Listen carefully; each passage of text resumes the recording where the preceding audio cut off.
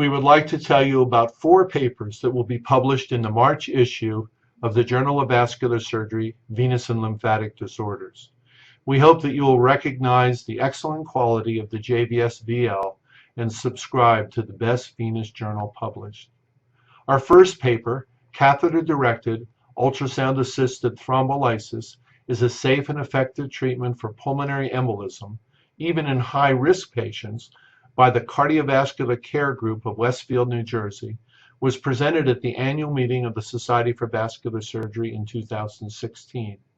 The authors investigated the risk of bleeding in patients with acute pulmonary embolism who were considered high risk due to recent open surgery, myocardial infarction with resuscitation, or other high-risk activities.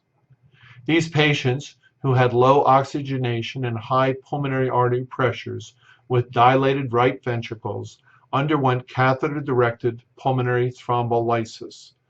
The bleeding in this group of high-risk patients was less than 10%, similar to the lower bleeding risk patients, and the success was great, with a significant reduction in PA pressures and right to left ventricle diameters. This study concludes that catheter-directed thrombolysis is appropriate for selected patients with acute pulmonary embolism, even those that have a high bleeding risk. The next paper, Hybrid Operating Thrombectomy, is non-inferior to percutaneous techniques for the treatment of acute iliofemoral deep venous thrombosis by Rodriguez and colleagues from Puerto Rico, compares an innovative technique, hybrid venous thrombectomy, or HOT, with standard percutaneous lysis for patients with acute iliofemoral venous thrombosis. Using a femoral incision, the authors extract thrombus from the distal vein and proximal vein using a balloon catheter, and then use venography and IVUS to determine residual iliac thrombus and stenosis.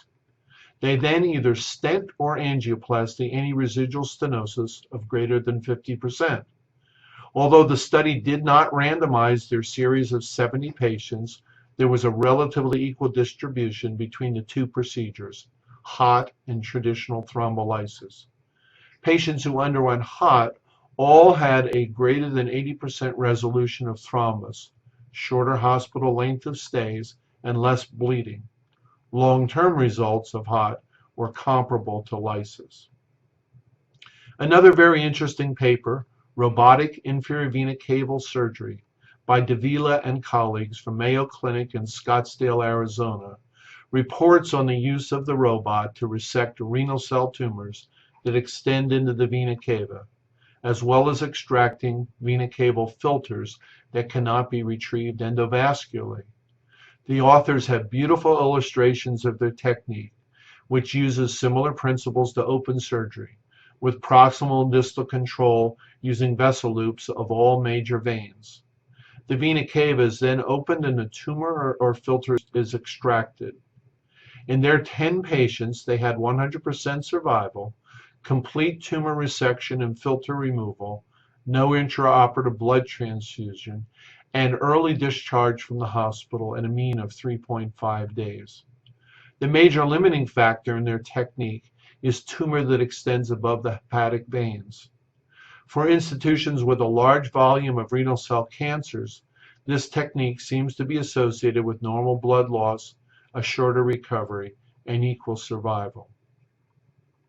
The final paper, YouTube as a source of patient information for varicose vein treatment options, reviewed all the available videos on the internet to determine their quality, fairness, and discussion of alternatives for vein treatment. Of the 228 videos analyzed, 50% were only fair in their presentation of the information. Most did not discuss alternatives other than their own device, and the least informative videos were produced by private companies.